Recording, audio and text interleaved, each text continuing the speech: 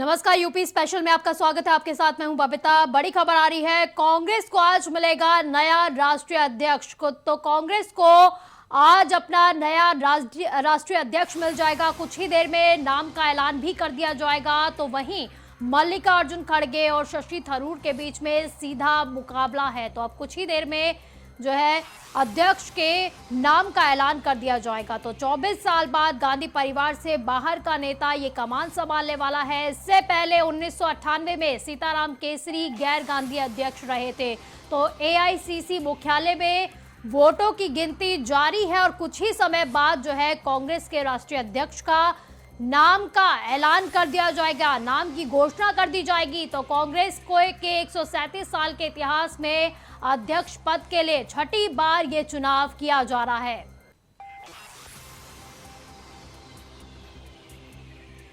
तो 24 साल बाद गांधी परिवार से बाहर का नेता कमान संभालने वाला है और कुछ ही देर बाद जो है नाम का ऐलान कर दिया जाएगा। वोटों की गिनती जारी है, मतदान कर दिया गया है, वोटों की गिनती आज की जारी है और कुछ ही देर में नाम का ऐलान भी हो जाएगा। तो वहीं आपको बता दें, मल्लिकार्जुन खड़गे और शशि थरूर के बीच में सीधा मुकाबला है। तो कांग्रेस को आज नया राष्ट्रीय अध्यक्ष मिल जाएगा। तो कई समय से ये सवाल चल रहा था कि कौन कांग्रेस का नया अध्यक्ष होने वाला है और अब धीरे धीरे तस्वीरें इस सवाल को लेकर भी साफ होती हुई नजर आ रही है। और अभी कुछ ही समय बाद ये तस्वीर पूरी तरह से साफ हो जाएगी कि आखिर कांग्रेस का नया राष्ट्रीय अध्यक्ष कौन होने वाला है। तो 24 साल बाद गांधी परिवार के बाहर का नेता ये कमान संभालने वाला है। इससे पहले अगर बात की जाए तो सीताराम केसरी गैर गांधी अध्यक्ष रहे थे। 1998 में सीताराम केसरी ने इस कमान को संभाला था। उसके बाद सोनिया गांधी को ये कमान सौंप दी गई थी। उसके बाद जो है गांधी परिवार के लोग ही इस कमान को संभालते आए थे और अब 24 साल बाद फिर से नया कांग्रेस अध्यक्ष गांधी परिवार से नहीं बल्कि बाहर से चुना जाएगा।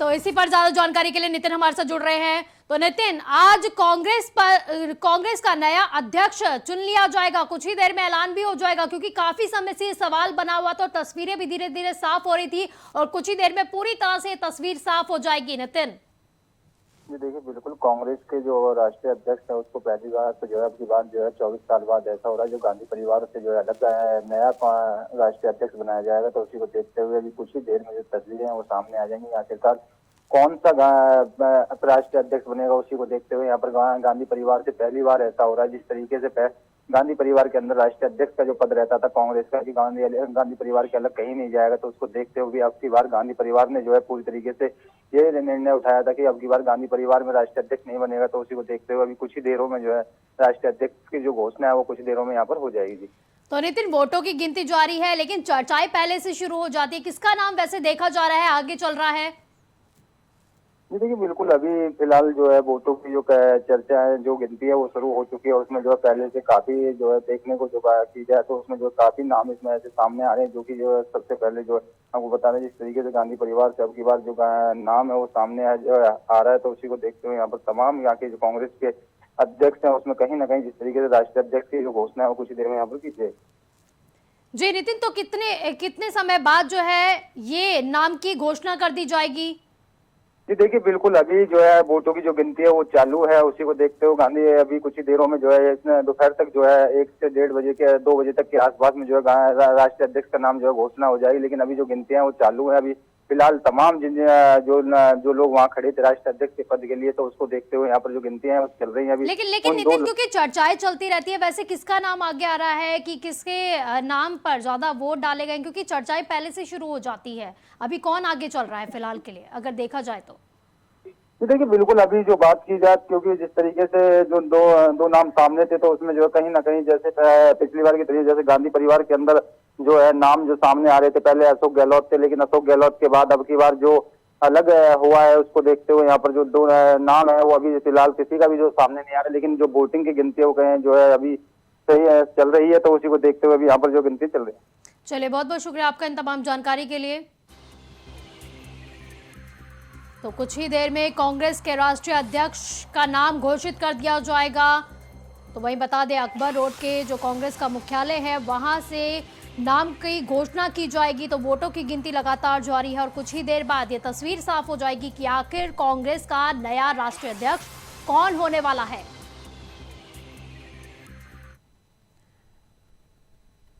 खबर प्रयागराज से है, जहां पर प्रयागराज संगम में विसर्जित होगी मुलायम सिंह यादव की अस्थियां। तो बड़ी खबर आपको बता रहे हैं प्रयागराज से, जहां पर प्रयागराज संगम में मुलायम सिंह यादव की अस्थियां विसर्जित की जाएगी। तो अखिलेश यादव त्रिवेणी संगम में अस्थियों को विसर्जित कर रहे हैं। तो वीवीआईपी घाट पर अस्थि के विसर्जन की पूरी तैयारियां भी कर ली है। तो विसर्जन से पहले विधि विधान से पूजा की तैयारियां भी पूरी हो चुकी है। तो अस्थियों को विसर्जित कर सफाई के लिए रवाना हो जाएंगे अखिलेश यादव। तो बड़ी खबर आपको प्रयागराज से बता रहे हैं, जहां पर प्रयागराज संगम में मुलायम सिंह यादव की अस्थियां विसर्जित की जाएंगी। तो अखिलेश यादव त्रिवेणी संगम में अस्थियों को विसर्जित करेंगे। तो वहीं वीवीआईपी घाट पर अस्थि के विसर्जन से पहले विधि विधान के साथ पूजा की तैयारियां भी पूरी कर ली गई है। तो वहीं अस्थियों के विसर्जित कर सफाई के लिए रवाना हो जाएंगे अखिलेश यादव। तो इसी पर ज्यादा जानकारी के लिए हमारे संवाददाता सोहेब रिजवी हमारे से जुड़ गए हैं। सोहेब, प्रयागराज संगम में कुछ ही देर में अस्थियां विसर्जित की जाएंगी। बिल्कुल, निश्चित तौर पर सफाई से बाकायदा विशेष बेटे अखिलेश यादव आएंगे। संगम का वीआईपी घाट है, वहां पर ये लोग पहुंचेंगे और वहीं से, चूंकि यहाँ पे गंगा और यमुना का मिलन है, सरस्वती है, तो विशेष नाव से वो लोग वहां पर जाएंगे जहां पर दोनों का मिलन होता है। वहीं पर उनकी अस्थियों का विसर्जन करेंगे। तो कह सकते हैं कि बहुत निजी पल उनके लिए होगा। हालांकि वहां पर जो वीआईपी घाट है, वहां पे एक तस्वीर उनकी रखी गई है। जो उनके चाहने वाले आ रहे हैं वहां पर फूल माला चढ़ा करके अपनी श्रद्धांजलि अर्पित कर रहे हैं। लेकिन जो उनका पूरा कार्यक्रम होगा वो कहीं ना कहीं नदी की धाराओं बीच वो लोग जाएंगे और वहीं पर जहां पर दोनों नदियों का मिलन होता है वहां पर बाकायदा उनकी अस्थियों की विसर्जन किया जाएगा। सोहेब, एक तरह से देखा जा रहा है क्योंकि नेताजी की अस्थियां जो है मुख्य जो हिंदू मान्यता में जो मुख्य नदियां हैं वहां पर उनकी अस्थियों को विसर्जित किया जा रहा है। प्रयागराज संगम भी उनमें से एक है। बिल्कुल, निश्चित तौर पर सबसे पहले हरिद्वार में अब से 2 दिन पहले उनकी जो अस्थियां विसर्जित की गई थी, अब संगम आए हैं। हालांकि मुलायम सिंह यादव का संगम से सीधा लगाव भी रहा है। गाये बगाए वो, चूंकि आस्था का केंद्र है, सनातन धर्म का एक बड़ा केंद्र बिंदु है, तो यहाँ पर आस्था की डुबकी भी वो लगा चुके हैं। क्योंकि यहाँ पर जो कुंभ और माघ मेला आयोजित होते हैं तो उनकी सरकारों में भी उस पर अच्छा काम किया गया था। पिछले मौकों पर वो कई बार यहाँ पर आए भी थे और उन्होंने बाकायदा आस्था की डुबकी लगाई थी। लेकिन ये एक दुख भरा पल होगा जब उनकी अस्थियां आ जाएंगी। तो सीधे तौर पर ना आकर के अस्थियों के रूप में इस माँ गंगा में एक तरह से उनको प्रवाहित कर दिया जाएगा। तो एक निजी पल जरूर है, लेकिन उनके समर्थकों में, समाजवादी पार्टी में, जो लोग मुलायम सिंह को जानते हैं उनके लिए एक यादगार पल भी होगा। क्योंकि कई ऐसे अवसर आए जब मुलायम सिंह आए, खासतौर से यहाँ पे जो लेटे हनुमान जी हैं वहां मुलायम सिंह अक्सर आया करते थे, जो संगम के इलाके में स्थित है।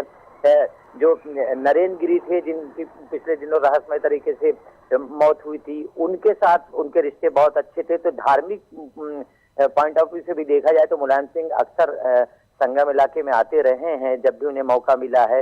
लेकिन इस बार जब वो आएंगे तो अस्थियों के रूप में आएंगे और बाकायदा उनके बेटे अखिलेश यादव और तमाम कई समर्थक हो सकते हैं कि भीड़ भी वहां बड़ी संख्या में इकट्ठा हो जाए। आपसे ये भी जानना चाहेंगे क्योंकि आखिरी पल है, आखिरी सफर यात्रा है, आखिरी ये यात्रा कही जा रही है, तो इस पल में कौन कौन लोग शामिल, क्योंकि वीवीआईपी घाट पर जो है ये पूरी अस्थियों का विसर्जन किया जा रहा है, तो कौन कौन लोग इसमें शामिल हुए? क्योंकि हरिद्वार से जब खबर आई थी तो वहां पर कई लोग इसमें बड़े नेता शामिल हुए थे, साथ ही संत समाज के लोग भी शामिल हुए थे।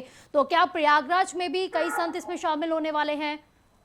देखिए, पूरे तौर से अगर देखा जाए तो बहुत निजी कार्यक्रम उनका है। विशेष विमान से आएंगे, परिवार के लोग ही शामिल होंगे। लेकिन चूंकि मुलायम सिंह एक जनप्रिय नेता थे तो आसपास के इलाके की बड़ी संख्या में जो नेता हैं, विधायक हैं, स्टेट के, वो निश्चित तौर पर रहेंगे।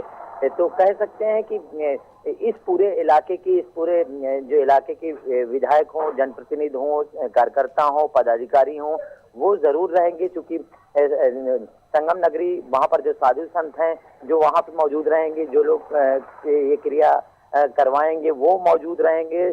लेकिन उस तरह से अगर देखा जाए तो बहुत निजी तौर पर परिवार के लोग ही शामिल होंगे और जहां पे ये मेन पूजा की जाएगी, जहां पे अस्थि विसर्जन किया जाएगा, वो विशेष स्टीमर से वो वहां पर जाएंगे तो वहां पर परिवार के ही लोग, सिलेक्टेड लोग ही रहेंगे। हाँ, घाट पर एक जगह जरूर बनाई गई है जहां पर एक तस्वीर भी रखी गई है जिसपे लोग अपनी श्रद्धांजलि जरूर देंगे और आसपास के जो इलाके के नेता है, क्योंकि बहुत भीड़ ना इकट्ठा हो इसकी भी कोशिश हो रही है, क्योंकि ये बहुत निजी पल होगा और ऐसी स्थितियों में थोड़ा अव्यवस्था भी हो सकती है। लेकिन हाँ, इतना जरूर है कि उनका कद इतना बड़ा था कि आसपास या इस इलाके के जो भी नेता हैं दलगत राजनीति से ऊपर उठ करके भी वो उसमें शामिल हो सकते हैं। जी सोहेब, आपसे ये भी जाना, क्योंकि सुरक्षा व्यवस्था भी के चाक चौबंद भी इंतजाम किए गए हैं, किस तरह की व्यवस्था की गई है? क्योंकि सड़क से लेकर संगम तक आना एक बड़ा लंबा एक यात्रा हो जाएगी, बड़ा लंबा एक सफर है, तो वहां तक क्योंकि सभी लोग यही चाहेंगे अपने नेताजी के आखिरी बार दर्शन कर सके।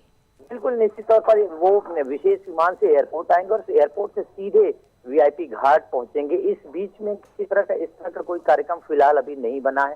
हो सकता है रास्ते में जिस रास्तों से वो गुजरे वहां पे पार्टी के कार्यकर्ता या समर्थक इकट्ठा हो, लेकिन इस तरह की कोई तैयारी नहीं है कि जहां पर कोई इस तरह की व्यवस्था की गई हो। हाँ, ये जरूर है कि वो बमरौली एयरपोर्ट पहुंचेंगे, वहां पर जो एक गाड़ियां होंगी उस काफिले के साथ सीधे वीआईपी घाट पहुंचेंगे। वीआईपी घाट पे जरूर एक छोटा सा मंच बनाया गया है, वहां पर हो सकता है कुछ देर के लिए उनकी अस्थियां रखी जाए और जो वहां पे लोग मौजूद रहेंगे वो अपनी श्रद्धांजलि देंगे। उसके बाद जो घाट है वहां पर अंदर जा करके अस्थियों का विसर्जन किया जाएगा। वो पल जो होगा वो बहुत निजी होगा और उसमें कुछ सोहेब, प्रयागराज संगम में क्योंकि उनकी अस्थियां विसर्जित करने वाले हैं, तो कितनी देर में अस्थियां विसर्जित कर दी जाएगी? बिल्कुल, क्योंकि 12 बजे उनके आने का समय है और 12 बजे जब वो पहुंचेंगे तो इस पूरी प्रक्रिया में 1 से 2 घंटे लग सकते हैं। तो ये कह सकते हैं कि 1 से 2 घंटे यहाँ पर इस तरह की व्यवस्थाएं रहेंगी। लेकिन वो अभी फिलहाल 12 बजे के आसपास वो चूंकि सफाई से यहाँ पहुंचेंगे, उसके बाद जी पूजा पाठ भी रखी गई है, मतलब पूरी विधि के साथ जो है नेताजी को एक तरह की विदाई दी जा रही है। बहुत बहुत शुक्रिया आपका इन तमाम जानकारी के लिए शोएब।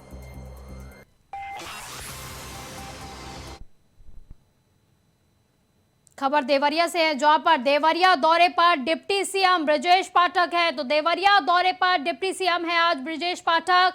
तो स्वर्गीय रविंद्र किशोर शाही की पुण्यतिथि में आज डिप्टी सीएम शामिल होने वाले हैं, तो उसी के लिए पहुंच रहे हैं आज देवरिया में। तो सड़क मार्ग से पत्थरदेवा पहुंचेंगे डिप्टी सीएम ब्रजेश पाठक। तो पत्थरदेवा के नरेंद्र देव इंटर कॉलेज के मैदान में आयोजित एक कार्यक्रम में भी वो शामिल होने वाले हैं। तो बड़ी खबर आपको देवरिया से बता रहे हैं, जहां पर कुछ ही देर बाद जो है डिप्टी सीएम ब्रजेश पाठक देवरिया पहुंचने वाले हैं। कार्यकर्ताओं में भी काफी ज्यादा उत्साह है उनके आगमन को लेकर। वहीं पर सुरक्षा व्यवस्था की अगर बात की जाए तो काफी ज्यादा सुरक्षा व्यवस्था की गई है, चाक चौबंद किए गए हैं, चप्पे चप्पे पर पुलिस को तैनात किया गया है। तो वहीं आपको बता दें कि डिप्टी सीएम ब्रजेश पाठक आज स्वर्गीय रविंद्र किशोर शाही की पुण्यतिथि में शामिल होने पहुंच रहे हैं। वहीं पर वो सड़क मार्ग से पत्थरदेवा पहुंचेंगे। तो पत्थरदेवा के नरेंद्र देव इंटर कॉलेज के मैदान में एक कार्यक्रम भी आयोजित किया है, जहां पर वो शिरकत करने वाले हैं। तो इसी पर ज्यादा जानकारी के लिए घनश्याम मिश्रा हमारे साथ जुड़ रहे हैं। तो घनश्याम, कितनी देर में देवरिया पहुंच जाएंगे डिप्टी सीएम? जी, आपको बता दें कि 2 बजे डिप्टी सीएम सड़क मार्ग द्वारा पत्थरदेवा पहुंचेंगे, जहां कैबिनेट मंत्री कृषि कैबिनेट मंत्री शिवप्रताप शाही के चाचा रविंद्र किशोर शाही की पुण्यतिथि का आज दूसरा दिन है। वो आज किसान मेले का वो लोकार्पण भी करेंगे, वो अवलोकन भी करेंगे और किसानों को भी वो जो किट बैग है उसको भी वितरण करेंगे। और ब्रजेश पाठक 2 बजे करीब सड़क मार्ग से पत्थरदेवा के लिए पहुंचेंगे। जी तो घनश्याम, क्या कुछ तैयारियां देखी जा रही है उनके आगमन को लेकर भी? जी, आपको बता दें कि प्रशासन पूरा सतर्क है और उसके बाद प्रशासन के साथ साथ जिले के जितने भी विभाग के स्वास्थ्य से लेके जितने भी अधिकारी मौजूद हैं, वहाँ आम जनता भी वहाँ मौजूद है और उनकी बात सुनने के लिए लोग वहाँ एक प्रकार के ये भी माना जाए कि कहीं न कहीं ये सेमीफाइनल मैच भी है, क्योंकि कल योगी आदित्यनाथ जी आए थे जिन्होंने चुनाव की बात और मतदाताओं को वो उन्होंने बधाई दिया कि सभी सीट जीतने के लिए उन्होंने कोट बधाई दिया। इसी तरह पुनः यहाँ पे आज ब्रजेश पाठक जी आज दूसरे दिन है, तो कल केंद्रीय कृषि मंत्री तोमर जी हैं और प्रदेश अध्यक्ष भी यहाँ तीसरे दिन समापन समारोह में शामिल होंगे। जी, तो घनश्याम, क्योंकि डिप्टी सीएम देवरिया पहुंचने वाले हैं, तो क्या वो सबसे पहले सीधा स्वर्गीय रविंद्र किशोर शाही की पुण्यतिथि में पहुंचेंगे या उससे पहले भी उनके कई कार्यक्रम रहने वाले हैं? जी आपको बता दें, वो स्पेशली केवल रविंद्र किशोर शाही की पुण्यतिथि में पहुंचेंगे, इसके इतर कोई कार्यक्रम नहीं है। मात्र ये अभी जो समय मिलेगा तो वो शायद अधिकारियों से वही मौके पे ही बातें कर लेंगे। बाकी वो स्पेशली केवल पुण्य तिथि में ही आ रहे हैं मुख्य अतिथि बन के। जी तो घनश्याम, क्योंकि आज कई कार्यक्रम भी आयोजित किए गए हैं, तो क्या देवरिया वासियों को डिप्टी सीएम बड़ा तोहफा भी दे सकते हैं आज? जी आपको बता दें कि कल सीएम योगी ने 477 करोड़ रुपए की सौगात देवरिया वासियों को दे दिए हैं और उन्होंने अपने मंच में कहा, भाषण में कहा है कि मैं ये अल्प दे रहा हूं, इसके बाद बड़ा कुछ करने वाला हूं। तो कल तो पूरी जो सीएम है उन्होंने दे दिया, लेकिन डिप्टी सीएम देंगे तो अभी कोई घोषणाएं नहीं है, लेकिन जो परियोजनाएं हैं वो सभी कल सीएम ने कर दिया। लेकिन ये केवल विशिष्ट अतिथि के और अतिथि की मुख्य अतिथि के रूप में नरेंद्र देव की स्वर्गीय रविंद्र किशोर शाही की पुण्यतिथि में शिरकत करेंगे। चलिए, बहुत बहुत शुक्रिया आपका इन तमाम जानकारी के लिए। तो बड़ी खबर आपको बता रहे हैं, आतंकी हमले में मारे गए मजदूर के परिजनों को सहायता राशि मिलने वाली है। तो आतंकी हमले में मारे गए मजदूर के परिजनों को सहायता राशि देने का ऐलान कर दिया गया है। तो शोपियां में हमला हुआ था जहां पर मजदूर मारा गया था, तो सीएम योगी ने सहायता राशि देने के निर्देश भी जारी कर दिए। तो 5-5 लाख रुपए की सहायता राशि देने का ऐलान कर दिया गया है। तो बड़ी खबर आपको बता रहे हैं, जहां पर मजदूर जो मारा गया था आतंकी हमले में, उस मजदूर के परिवारजनों को अब सहायता राशि देने का ऐलान कर दिया है। तो खुद सीएम योगी आदित्यनाथ ने इसका ऐलान किया है और 5-5 रुपए की धनराशि देने की, सहायता राशि देने का ऐलान कर दिया गया है। तो शोपियां में आतंकी हमले में मजदूर मारा गया था, तो इसके बाद सीएम योगी आदित्यनाथ ने परिजनों को सहायता राशि देने के निर्देश भी जारी कर दिए हैं, ऐलान भी कर दिया गया है। तो 5-5 लाख रुपए की सहायता राशि प्रदान की जाएगी। तो आतंकी हमले में मारे गए मजदूर के परिजनों को अब सहायता राशि देने वाली है सरकार। तो शोपियां में आतंकी हमले में मजदूर मारा गया था, तो वहीं पूरे परिवार में, पूरे गांव में, पूरे देश में एक कोहराम मच गया था, क्योंकि मजदूर का मरना, वो भी आतंकी हमले में, एक बड़ा सवाल भी था। तो वहीं पर सीएम योगी आदित्यनाथ ने अब सहायता राशि देने का भी ऐलान कर दिया है। तो 5-5 लाख रुपए की सहायता राशि देने का ऐलान किया गया है परिवारजनों को।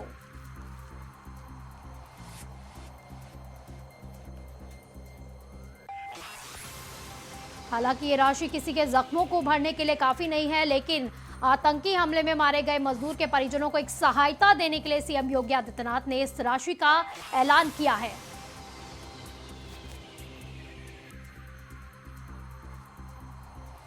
तो इसी पर ज्यादा जानकारी के लिए हमारे साथ हमारे संवाददाता अखंड प्रताप शाही जुड़ गए हैं। अखंड, आतंकी हमले में एक मजदूर के मरने की बात सामने आई थी, मामला सामने आया था और अब सहायता राशि का ऐलान भी किया जा चुका है।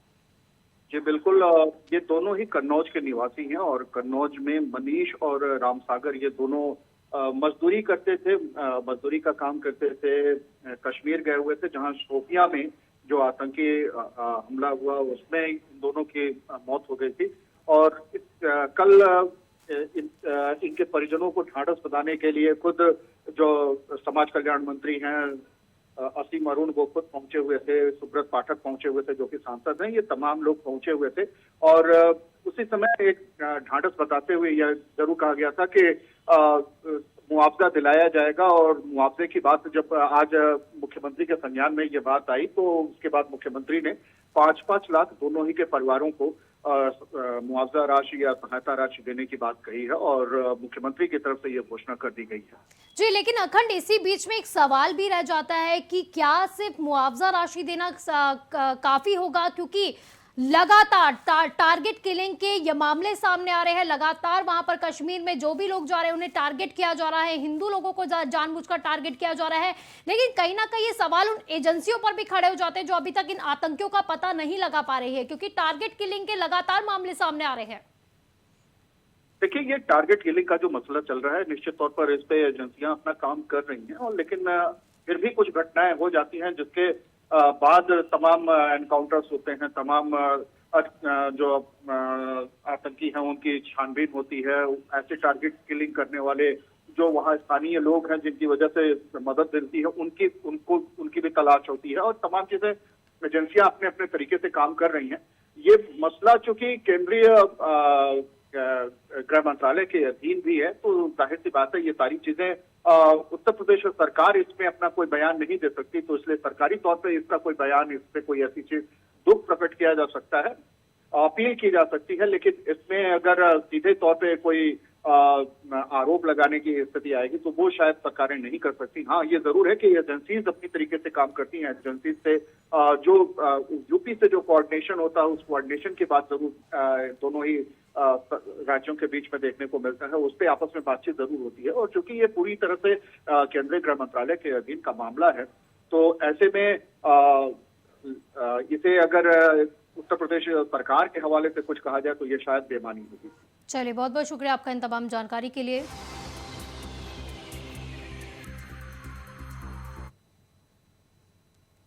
खबर फिरोजाबाद से है, जहां पर फिरोजाबाद में अचानक 2 मंजिला मकान ढह गया, तो हादसे में एक महिला की मौत हो गई है, तो 8 लोग इसमें घायल भी बताए जा रहे हैं। तो जसराना क्षेत्र के ग्राम नगला नथुआ की ये पूरी घटना बताई जा रही है। वहीं एसडीएम और सीओ समेत अन्य अधिकारी भी मौके पर पहुंच गए हैं। तो फिरोजाबाद में ये बड़ी घटना हुई है, जहां पर अचानक से मकान ढह गया, अचानक से मकान गिर गया, तो वहीं पर एक महिला की इसमें मौत बताई जा रही है, तो 8 लोग गंभीर रूप से घायल भी हुए हैं। तो वहीं जसराना क्षेत्र के ग्राम नगला नथुआ की ये पूरी घटना बताई जा रही है। वहीं मौके पर अब एसडीएम और सीओ समेत अन्य अधिकारी भी पहुंच गए हैं। जांच चल रही है और लगातार रेस्क्यू किया जा रहा है लोगों का। तो फिरोजाबाद में अचानक 2 मंजिला मकान गिर गया, तो हादसे में एक महिला की मौत बताई जा रही है, तो 8 लोग घायल भी हुए हैं। तो गंभीर रूप से जो घायल हुए हैं उनका इलाज अस्पताल में किया जा रहा है। तो वहीं इसकी सूचना मिलते ही एसडीएम और सीओ समेत अन्य अधिकारी भी मौके पर पहुंच गए हैं। जांच चल रही है, लगातार ये जांच की जा रही है कि आखिर ये मकान कैसे गिर गया है, क्या जर्जर हालत में ये मकान था। तो वहीं हादसे की अब पूरी तरह से पड़ताल की जा रही है, जांच की जा रही है। वहीं आपको बता दें कि जसराना क्षेत्र के ग्राम नगला नथुआ की ये पूरी घटना है। तो इसी पर ज्यादा जानकारी के लिए हमारे संवाददाता अतुल हमारे साथ जुड़ गए हैं। अतुल, क्या है पूरी खबर?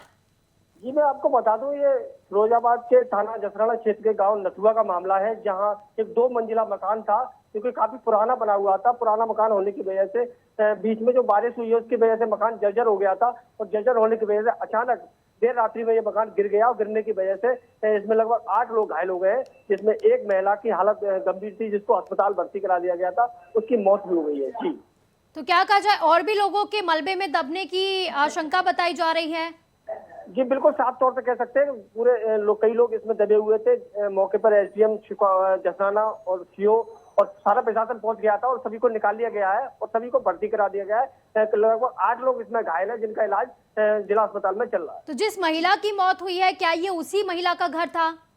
जी बिल्कुल, जिस महिला की मौत हुई है वो महिला की मौत उसी मकान में दबकर हुई है जिस मकान में उसके रह रही थी। तो जो 8 लोग घायल बताए जा रहे हैं वो एक ही परिवार के लोग थे या आसपास के लोगों को जो है क्षति पहुंची है?